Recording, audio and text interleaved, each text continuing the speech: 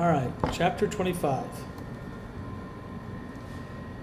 Then again, Abraham took a wife, and her name was Keturah. So Abraham's really old, but he's marrying again. And she bare him Zimran, and Jokshan, and Medan, and Midian, and Ishbak, and Shua. And Jokshan begat Sheba, and Dedan. And the sons of Dedan were Asherim, and Letishim, and Leumim. And the sons of Midian, Ephah and Epher, and Hanok, and Abida, and Eldah. All these were the children of Keturah. Okay, so you thought Abraham was impotent before. he has a few kids with Keturah. 1, 2, 3, 4, 5, 6. I don't know if those are all male. I'm not sure if she had any daughters. But wow. And then, I guess Abraham was really blessed. Fountain of youth came over him. But, of course, this mentions some of their descendants. And we're going to learn in the time of Moses about the Midianites. So the Midianites are descendants from Abraham. So we read about a lot of people who are tied to Abraham, but they're not part of the Abraham, Isaac, and Jacob. And so these people become a problem to Israel because they want to say, well, we're descendants of Abraham too. Why are you so special? Okay, so let me continue on. Verse 5. And Abraham gave all that he had unto Isaac. So evidently these others don't get much of a inheritance. But unto the sons of the concubines which Abraham had, Abraham gave gifts and sent them away from Isaac his son, while he yet lived, eastward unto the east country. And these are the days of the years of Abraham's life which he lived, 163 years. So he lived to be 175. He was called at age 75, and he had Isaac at age 100. So he lived another 75 years after that. And I'm not sure how many Sarah lived, but he probably got married soon after Sarah died, and he has at least 6 kids with this Keturah woman. All right, verse 8. Then Abraham gave up the ghost, that just means he died, and died in a good old age, an old man and full of years, and was gathered to his people. So when he's gathered to his people, what does that mean? That means that he went to heaven. Nope. Went somewhere. Yep, but where? Bottom of the earth, I guess. Yes, he went into what we call hell, but there was a place called paradise, and eventually it's called Abraham's bosom. Couldn't have been called that yet, he isn't there yet. But we do know it's called paradise. Jesus says today to the thief, today thou wilt be with me in paradise. So paradise was in the heart of the earth, and that's where the people of the earth went. People didn't look to go to heaven. In fact, no one did go to heaven in the Old Testament. People teach that they did, but that's not true. The book of John says no one has ascended up to heaven except for Jesus. Now we do today, being in the body of Christ, we go up to the third heaven. Yes. I believe New Testament Jews went up to the second heaven, but that's something that people disagree about. To me, there shouldn't be a disagreement, but there is. So we won't dwell on that. So when he's gathered to his people, he's not buried with them, because his people live in a different place. He's buried where he lives, but he's gathered to to paradise. Mm-hmm. The spirit. No, his soul. His spirit goes back to God. Mm-hmm. Verse 9. And his sons Isaac and Ishmael buried him in the cave of Machpelah, in the field of Ephron, the son of Zohar the Hittite, which is before Mamre. And I'm going to guess the only person buried there already is Sarah. Mm-hmm. So Abraham's the second one to go there. But his descendants, some of them are going to get buried there as well. The field which Abraham purchased of the sons of Heth, there was Abraham buried, and Sarah his wife. And it came to pass after the death of Abraham that God blessed his son Isaac, and Isaac dwelt by the well Laharai. And these are the generations of Ishmael, Abraham's son, whom Hagar the Egyptian, Sarah's handmaid, bare unto Abraham. And these are the names of the sons of Ishmael by their names according to their generations. the firstborn of Ishmael, Nebajoth, and Kedar, and Abdiel, and Mibsam, and Mishma, and Duma, and Massa, Hadar, and Tema, Jetur, Napish, and Kedema. These are the sons of Ishmael, and these are their names, by their towns, and by their castles, 12 princes according to their nations. All right, so it was weird that we went from talking about Isaac to the generations of Ishmael, but God is kind of closing the book on Ishmael here. He's going to say Ishmael was blessed. He had 12 descendants, just like Israel's going to have 12 tribes. Ishmael has 12 princes or nations, and you probably wouldn't recognize most of those names, but Tema, he's going to have a descendant. I forget the guy's name in the book of Job, but he's a Temanite. He's a descendant of Ishmael. And there's going to be another guy who's someone, the Shuhite. He's going to be the descendant of Shua, one of Abraham's descendants through Keturah. So God gives all these names, which people are like, boring. Let me get past this. But they teach you who some of these people are. Mm-hmm. And these people are related to Israel and how nasty they are to Israel. And God's put that in there because what did he say? Those who bless you will be blessed, and those who curse you will be cursed. Well, you're cursing is Abraham and his descendants. So guess what? I'm going to bring destruction on you. And people, how could God do that? Well, he's made a promise that he would do that. And these people knew what they knew, but they didn't want to receive it. You're not of the blessed line. You're a relative of the blessed line. Oh, I accept that. No, I don't. I'm going to go and kill them and take it for myself. That's the way the people are. That's the way Satan was. I'm not the top guy, but I will be the top guy. Okay? So it's all in the sinful nature to want to not be content with what you have and to want something more. Okay, so that's why God's iterating off these names, which people say are boring.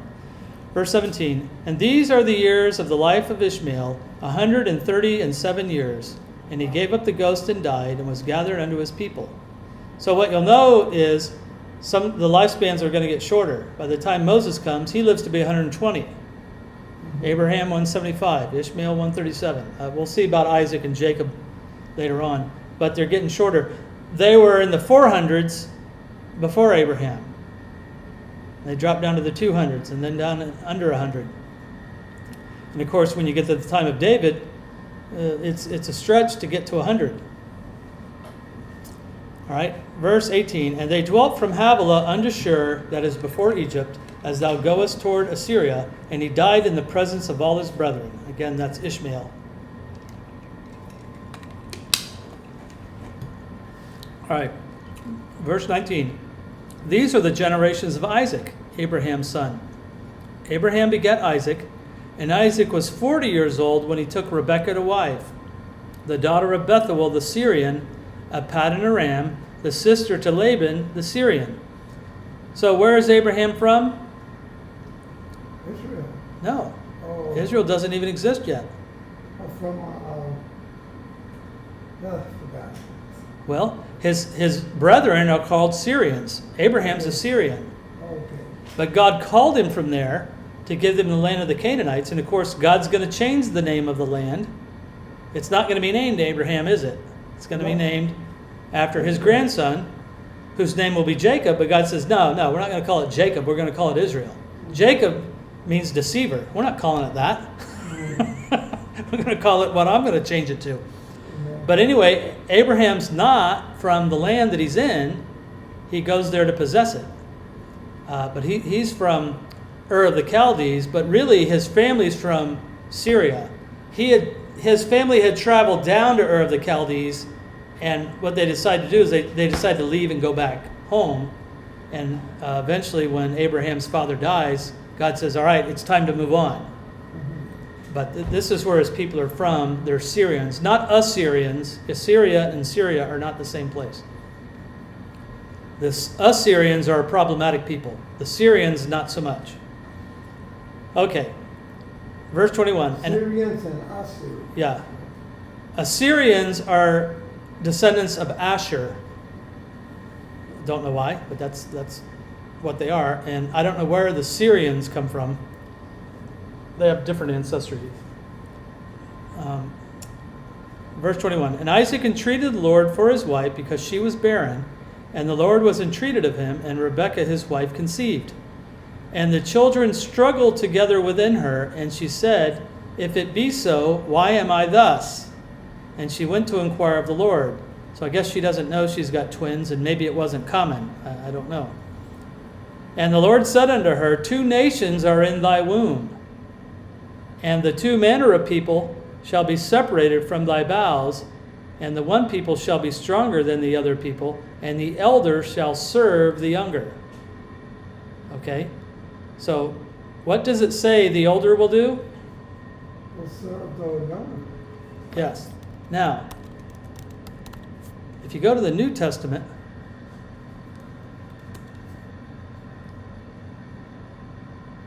Paul talks about this in Romans.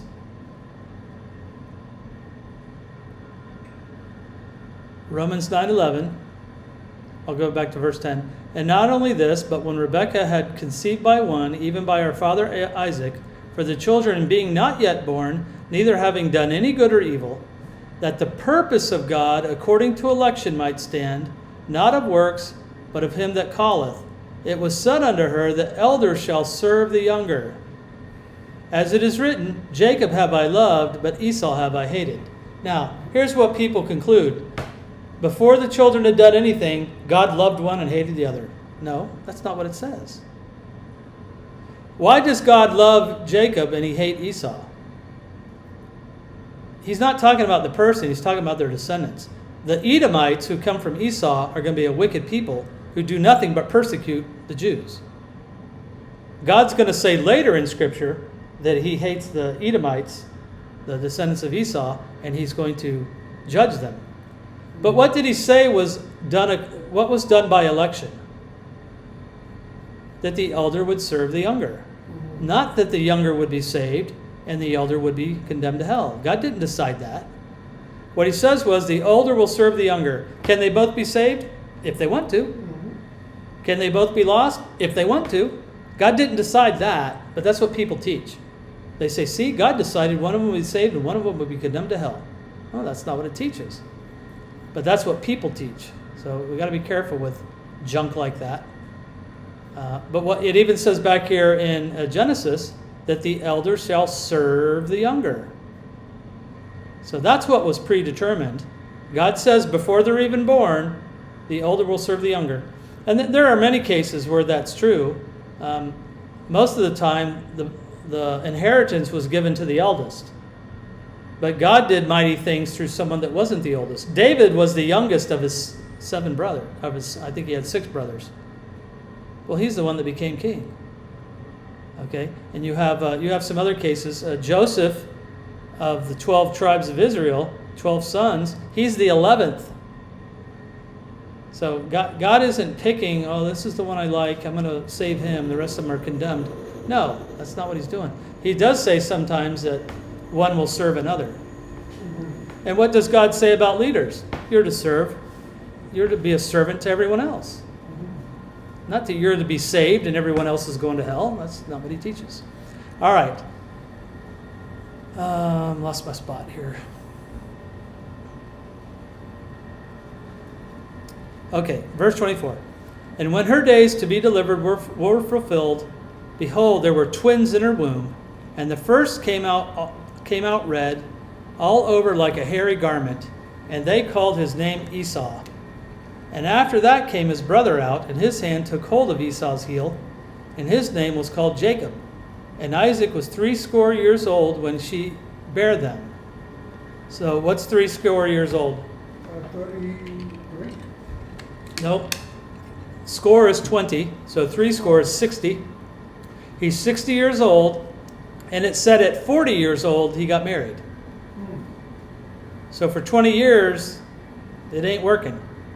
Yeah, my dad had that problem, and my mother. So I don't know if God makes this happen, or if he's just, that's just what happens. But he's using that time of, it'll be frustration. That's not really what he's doing. They're learning patience and seeking the Lord. Lord, you said we're going to be a multitude of people. Well, where is it? And what you have to learn is, well, it's God's timing says to wait. God's not withholding blessing. He says the blessing will be greatest if I wait. Why? Well, I can't answer that. Only God's the one that sees all the things, and God's the one that knows. Mm-hmm. Now, do people have children right away? Yeah. Some people can't even get married before they have children. But we're not necessarily carrying some special thing that God's executing. We're just part of the masses. But there are people who struggle to have children. And I can't give a reason why. It's not that God's doing anything. That's just the way genetics are working. Mm-hmm. All right, so they've waited 20 years. They have twins. Why didn't you let us have one of them 10 years ago? All right, verse 27. And the boys grew, and Esau was a cunning hunter, a man of the field, and Jacob was a plain man, dwelling in tents. Now, I'm not going to say there's anything wrong with being a hunter, but the other hunter we heard about earlier in Genesis was who? Nimrod at the Tower of Babel. He was a mighty hunter before the Lord. Now, what did the mighty hunter do back in his time? He killed the food and brought it to the people, rather than the people going out and getting the food.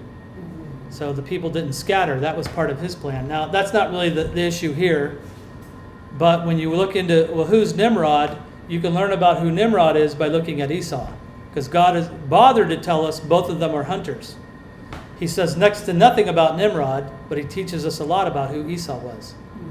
So that's the way the Bible works. If you want to know about Nimrod, well, God told you about a guy named Esau, and they're very much alike. God uses the same words, and we should learn. People want to teach that Nimrod was a hunter of people. Well, there's no scripture for that. And if we use comparison, well, Esau didn't hunt people. He said he was going to kill his brother, and he didn't even do that. So, all right. So, Jacob was a plain man dwelling in tents. So that's more like Israel than Esau is. And Isaac loved Esau because he did eat of his venison, but Rebekah loved Jacob. So what problem do you have there? Favoritism. Daddy loves one, Mama loves the other. Okay. Now, all God said was the elder would serve the younger. God didn't play any kind of favorites other than that. But what Esau should realize, and he doesn't, Jesus says, that they were the leaders of the nation were to serve the people. If you're to serve the younger, then you must have the greater position.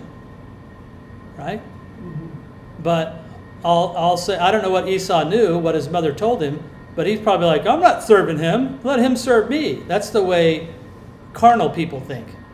Right. If I'm the greater, you serve me. But that's not the way God works. That's the natural man, not the spiritual man. You're the greater to God. You're the servant of all. Yes. So God would say, you got the better position because you are the servant. You get to take care of more people. Mm-hmm. Well, I want them taking care of me. Well, that's the way natural man thinks. And that's what Esau is. He's a natural man. Does things by sight, not by faith. All right, verse 29. And Jacob sawed pottage, and Esau came from the field, and he was faint. And Esau said to Jacob, Feed me, I pray thee, with the same red pottage, for I am faint. Therefore was his name called Edom. So Edom means red. So Esau is feigning after these, or seeking after this red pottage, and so he gets called red guy, I guess, Edom. So his descendants will be called the Edomites, not the Esauites or anything like that. And Jacob said, Sell me this day thy birthright. And Esau said, Behold, I am at the point to die. What profit shall this birthright do to me? So first of all, what is the birthright? The firstborn usually has that. I know, but what is it? Yes, he's the firstborn. The inheritance. Yes, he will get a double portion of the inheritance. So the father could leave everything to the firstborn, as we kind of saw with Isaac. He gave everything to Isaac, and he gave very little to the others. In other situations, what you'll find is the firstborn got a double portion and everybody else got a portion. So if you had 4 kids, they'd all get 1/5, but the firstborn would get 2/5. So that's kind of the way it was sometimes done. So Esau knows I'm getting a particular blessing, and Jacob's asking him to give it up. So Jacob acknowledges that he doesn't have it. Now this is going to be different than the blessing that's given when Isaac is going to die. But some people think they're intertwined, and they might be. All right, verse 33. And Jacob said, "Swear to me this day." And he swore unto him, and he sold his birthright unto Jacob. So how much did he pay for it? A bowl of porridge, A bowl of what? a bowl of soup, Oh, a bowl of stew. I give you my birthright. I'm so hungry. You're an idiot. So that's what he did. So he willingly gave it up. Mhm. And now it's going to be said later that you stole my birthright. No, I didn't. You were in a moment of stupidity, and you gave it. You sold it. It says right here, he sold it. And then Jacob gave Esau bread and pottage of lentils, and he did eat and drink, and rose up and went his way.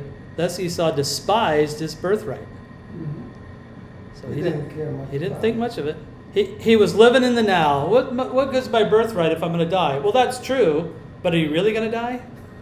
How about going and asking mom and dad to help you out? Or brother, how about you be kind and just give me some food? Amen. But Jacob, his name's going to be Deceiver. He's a trickster. All right, that's the end of that.